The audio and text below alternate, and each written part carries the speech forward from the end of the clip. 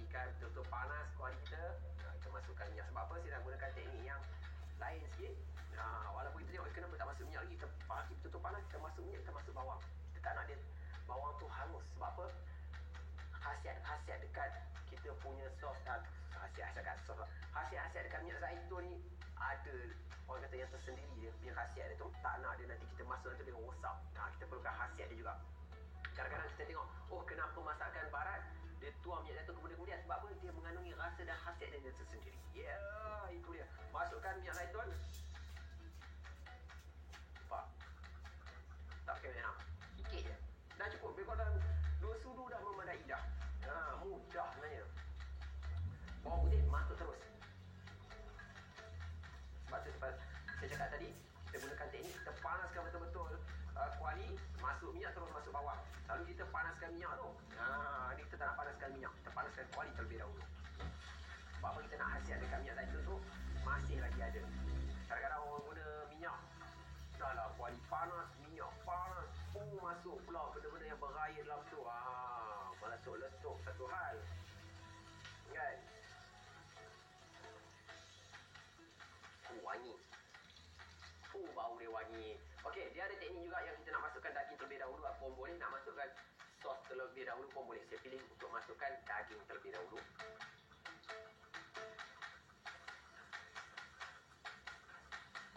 Sebab apa, kalau kita masuk sos nanti tak boleh nak dia hangus ke apa kan. Ni kita biar daging tu dah digoreng ataupun ditumis baik dengan bawang tu, bau pun dah naik, wangi semua, baru kita masukkan sos dia.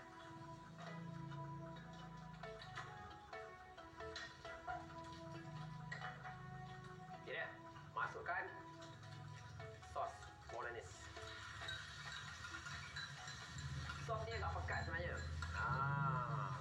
Dia agak pekat. Dan caranya, ada caranya. Kita akan tambahkan sedikit air. Jangan terlampau pekat sangat. Nanti tak sesuai dengan kita punya spaghetti kita tu.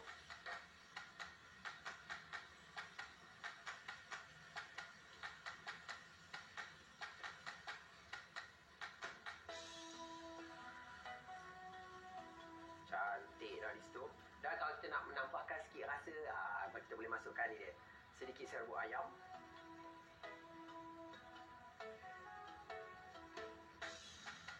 Dan juga sedikit garam untuk menaikkan lagi rasa masin dia tu. Jangan banyak sangat, sebab apa? Sos pun dah rasa masin dah sendiri. Dia dah ada rasa masin dia dah dalam tin ke dalam botol, dah ada rasa masin dia. Lepas tu daging tu pun dah ada rasa dia yang tersendiri. Kita kat sini kita tak nak bagi dia terlampau sangat masin. Maklumlah, kadang-kadang orang Itali ni kurang makan rasa masin dia tu. Dan kita boleh tambahkan sedikit ebin cili untuk menaikkan rasa pedas dia tu.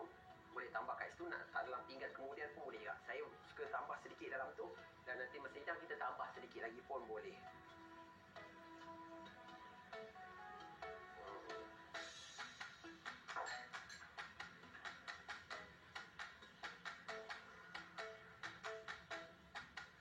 Mungkin ada orang bertanya lah, minyak zaitun ni mahal, boleh ke kita guna? Kita bukan beli setiap kali kita nak masak. Kita beli sekali mungkin boleh tahan 2-3 bulan kan. Ikut penggunaan kita. Tapi dia sangat bagus untuk menumis dan sangat berkhasiat sebenarnya. Tak ada masalah pun untuk kita melabur dekat minyak zaitun. Dia ada 2 jenis hidangan untuk spaghetti bolognese ni. Ada dia masukkan terus dalam tu pun ada juga. Kan, masukkan terus spaghetti ke dalam kuah pun ada juga, ataupun hidangkan atas pinggan spaghetti, lepas tu letak kuah atas dia pun boleh juga. Tak ada masalah. Pilihlah nak yang macam mana. Yang macam saya pilih ni, yang lebih mudah. Kita letak spaghetti dalam pinggan. Kita padamkan api terlebih dahulu. Kita ambil spaghetti.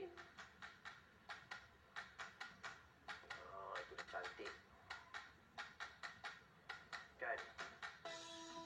Kita letak dalam pinggan.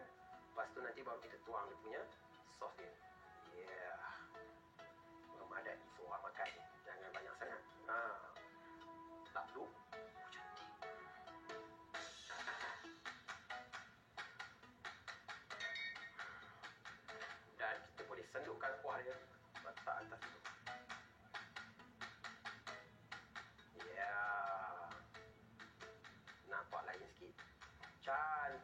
di situ. Boleh taburkan sedikit daun parsley. Dan juga sedikit emping cili.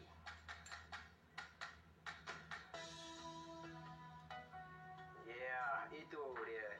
Dah pun siap dah. Menggunakan bajet RM15 saja, saya dah siapkan dah dia. Spaghetti Bolognese. Lepas ni kita boleh hidangkan bersama dengan Yasmin Hani. Tapi macam saya cakap, berbelanjalah dengan berhemat. Sebab apa?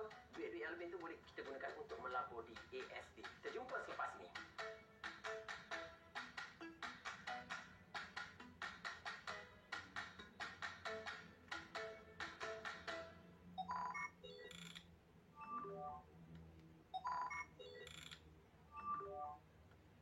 Betul, Chef Andy. Sebenarnya kita kena berbelanja secara berhemat. Okey, sekarang ini kita sementara Chef tengah nak menghidangkan makanan kita, kita sambung balik perbincangan kita. So, bagaimana pula dengan emas? Okey, kalau kita tengah bincang tentang tabung kecemasan ni, macam mana pula dengan emas? Ramai yang menggadai emas waktu kecemasan. Kan dia gadai, yang mana ada gadai batu pajak balik macam-macam. Adakah emas juga satu bentuk pelaburan yang sesuai sebagai tabung kecemasan? Kalau tanya saya, pendapat peribadi saya tak rasa emas adalah tempat yang sesuai untuk pelaburan tabung sebagai tabung simpanan kecemasan, disebabkan oleh beberapa faktor. Yang pertama, nilai emas itu tak semestinya naik sepanjang tahun ataupun sepanjang bulan. Okay, dia ada naik dan turun. Emas ni kenaikan harga umpama macam kenaikan harga pasaran saham. Ada ketika mana harga emas naik dan ada ketika mana harga emas turun. Jadi, kita tak tahu bila kita perlukan tabung kecemasan tersebut. Kadang-kadang kita perlukan tabung kecemasan ketika mana harga emas naik, baguslah, kita dapat keuntungan di situ. Tetapi kalau berlakunya kecemasan ketika mana harga emas turun, maka ada berlaku kerugian di situ. Itu yang pertama. Yang kedua, apabila kita nak pajak gadai ataupun nak jual emas kita, ada kos yang terlibat. Kos nak jual itu. Maksudnya kita tak boleh nak jual pada harga yang ditentukan.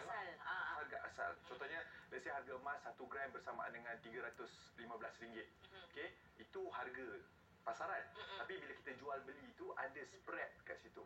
Dan disebabkan itu, mungkin kita akan ada kerugian di situ. Disebabkan itu, kalau instrumen seperti ASB ini, di mana kita dapat 100% duit bila kita masuk dan kita keluar, itu lebih sesuai untuk dijadikan sebagai tabung simpanan kecemasan.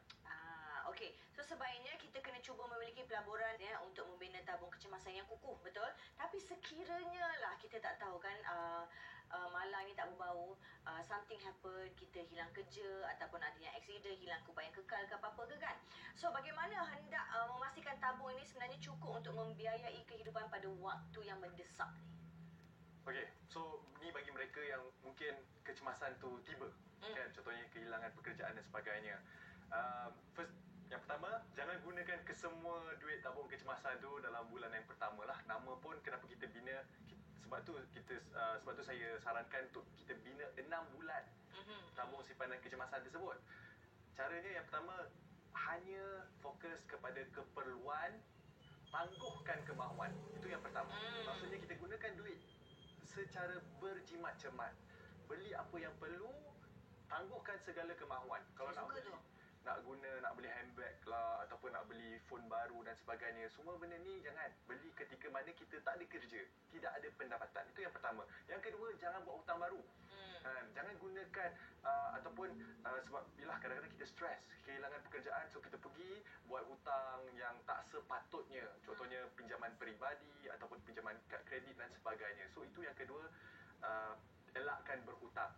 Dan yang ketiga, terus cari ataupun cari alternatif bagaimana nak membina pendapatan semula. Contohnya kalau kita buat side income ataupun pendapatan sampingan, pergi buat bisnes kecil-kecilan, ataupun terus cari pekerjaan baru supaya anda boleh sambung semula pendapatan anda tersebut yang anda dah hilang sebelum ini. Okey, saya suka tu, tangguhkan kemahuan. Baik. Fokus pada keperluan, tangguhkan kemahuan. Baik, sebelum saya dengan Dr. Adam merasakan air tangan chef ni, kita sebenarnya ada maklumat penting yang ingin dikongsikan bersama dengan penonton di rumah, di mana ASMB menawarkan hadiah bernilai bernilai RM1,000 menerusi trivia Labo Sembang-Sembang ASNB ini. Dan apa yang anda harus lakukan adalah melayari laman web www.asnb.com.my dan lawati media sosial ASNB untuk mendapatkan 5 soalan yang dikemukakan. Klik pada borang penyertaan trivia Labo Sembang-Sembang ASNB dan juga menjawab soalan yang telah pun diberikan. Dan jangan lupa untuk follow Instagram ASNB untuk melayakan anda muncul sebagai seorang pemenang. All the best and good luck. Alhamdulillah, Doktor. Yasmin. Tadi duk tengah sembang tadi duk borak kuat sangat ni tu. Kat dapur saya pun kotong-kotong siap. Ya, ready. Gunakan RM15 je bajet. You. Oh, minit ni. RM15 untuk 3 orang makan. Cara tak betul? Berapa minit siap ni? Ya, ni sekejap je. 5 minit siap lah. 5 minit Wow. Ambil bawang tak? Tapi tak boleh makan je, Doktor. Belum lagi. Ambil bawang je dulu. Saya ada soalan ni. Tadi saya duk dengar lah sembang-sembang tadi tu. Tapi saya sekali imas tengok doktor ni macam doktor dekat awak kecemasan pun ada juga. Rupanya doktor pakar kewangan ya. Mana Dia bedah doktor? duit. Betul Dia bedah duit. Tapi betul doktor kan? Doktor juga. Doktor perubatan. Ex doktor perubatan. Ex doktor perubatan. Dua. Bekas lah. Mantan. Itulah saya ada dengar juga tadi. Nak tanya, kenapa kad kredit tidak boleh dijadikan tabung kecemasan?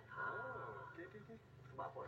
Menarik soalan ni kan. Kenapa kita tak jadikan kad kredit sebagai tabung simpanan kecemasan? Sebab kita boleh je swipe kredit kad kan. Bila-bila masa kalau nak beli suatu benda, kita tidak ada pendapatan. Masalah yang paling besar kalau kita menggunakan kad kredit ni adalah kita kena tahu kad kredit itu bukan duit kita. Kad kredit itu duit hutang. Betul juga. Duit hutang tu satu. Yang kedua, kad kredit ini dia punya kadar faedahnya adalah sangat-sangat tinggi. Kadar faedah maksudnya interest rate yang kita kena bayar 18% setahun. 18 ya. 18. Tinggi tu. So nak guna tak sebagai tabung simpanan kecemasan? Memang Tak rasa tak sesuai. Sesuai ya. Sebab hutang Ya, betul. Jadikan hutang untuk tabung pula. Macam tak kena. Simpan hutang. Disimpan hutang untuk kecemasan. Wah, Terima kasih Doktor. Makanan pun dah tersedia. Yang bungkus pun ada dekat sini. Hebat ada ni. Yalah, buat tangan sikit, buat tangan. Lebih sikit. Alhamdulillah. Mesti bawa boleh ni. Ya. Boleh. Ya. Masih. Seronoklah wife dapat makan sekali. InsyaAllah. Baik, terima kasih Fendi dan juga terima kasih kepada Dr. Adan Zubair atas nasihat dan juga panduan yang dikongsikan untuk membantu kita membina tabung kecemasan. Dengan adanya tabung kecemasan, dapatlah kita semua meneruskan kelangsungan hidup jika berlakunya perkara luar dugaan. Tetapi ingat, jangan semuanya kita anggap sebagai kecemasan. Kalau kejap-kejap cemas, memang tak terbina lah tabung kecemasan yang kita idamkan tu. Sekian daripada kami untuk episod kali ini, Sembang-Sembang ASNB. Jumpa lagi di waktu dan hari yang sama pada minggu hadapan. Assalamualaikum. Bye. Tabung makanan.